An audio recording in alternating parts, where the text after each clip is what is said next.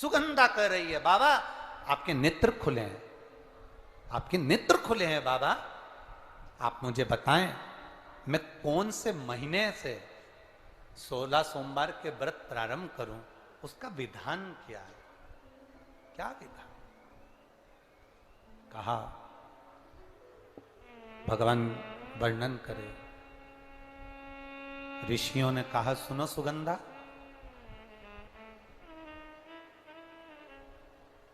ये 16 सोमवार का व्रत कोई साधारण नहीं है। सुगंधा, संतान की प्राप्ति के लिए अगर 16 सोमवार का व्रत उठाया जाता है तो श्रावण के पहले सोमवार से उठाया जाता है। कब से उठाना चाहिए? श्रावण का पहला सोमवार। सुनो सुगंधा, यदि कोई विशेष बीमारी हो गई, बहुत रोग हो गया, तकलीफों में जिंदगी चल रही हो, बहुत कष्टप्रद जीवन चल रहा है, तो बैसाख के महीने के पहले सोमवार से 16 सोमवार का व्रत उठाना चाहिए। और सुनो सुगंधा, उत्तम वर, उत्तम घर, व्यापार, व्यवसाय, नौकरी, पद, प्रतिष्ठा,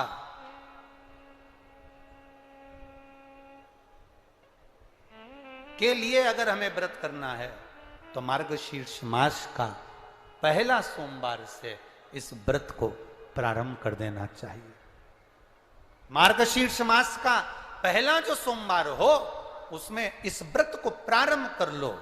और सुनो सुगंधा, ये व्रत दोपहर के तीसरा जो पहर हो, प्रदोष काल, उस प्रदोष काल के समय पर आप इस शिवलिंग की पूजन अपने घर में पार्थिव बनाकर स्मरण कर कर भगवान देव अधिदेव महादेव के लिए प्रसाद तैयार कर कर, आप जिस भाव से भगवान शंकर का आटा सेक कर या चूरमा बनाकर या मलिदा बनाकर जो भी आप बना रहे हैं, उससे 3 हिस्से प्रसाद के इस 16 सोमवार के व्रत में भी होते हैं। कितने हिस्से होते हैं? 3 हिस्से। पशुपति व्रत में 16 सोमवार के व्रत में एक अंतर भारी है। पशुपति व्रत में 2 हिस्से मंदिर में रह जाते हैं, एक हिस्सा अपने साथ आता है और स्वयं को खाना पड़ता है। पर 16 सोमवार के व्रत में यह भाव है, एक हिस्सा भोलेनाथ का रहता है, दूसरा हिस्सा भक्तों के लिए, शिव भक्तों के लिए रहता है, और तीसरा हिस्सा आपके लिए रहता है। यदि पूरा ना पा सकें तो दूसरे को भी आपके हिस्से का प्रसाद दे सकते हैं, प्रदान कर सकते हैं। अब आ जाओ, बड़ा सुंदर प्रसंग।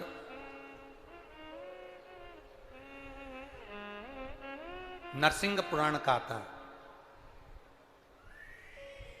एक बड़ा सुंदर प्रसंग आया। 16 सोमवार के प्रसाद को कई माताएं जब 16 सोमवार का उद्यापन करती हैं, 16 जोड़े आमंत्रित करती हैं और 16 जोड़ों को घर में बुलाकर जब भोजन कराती हैं, तो वो 16 जोड़े जो भोजन करने वाले होते हैं या 16 सोमवार के उद्यापन, हम तो आपसे यहां तक कहेंगे कि 16 सोमवार का उद्यापन अगर किसी के यहाँ मोहल्ले में, कॉलोनी में, घर में किसी के यहाँ हो रहा हो तो उसके यहाँ आप भोजन भंडारा खाने के लिए जाओ चाहे मत जाओ, पर 16 सोमवार का अगर प्रसाद का उद्यापन का अगर प्रसाद मिल जाए तो दोनों हथेलियां फैलाकर श्री शिवाय नमस्तुभ्यम कहकर, ओम नमः शिवाय बोलकर, नमः शिवाय बोलकर अपनी कामना कर कर, किसी के अगर उद्यापन हुआ हो, दोनों हथेलियां फैलाकर उससे थोड़ा सा प्रसाद मांगकर उसी के दरवाजे पर खाकर आ जाइए,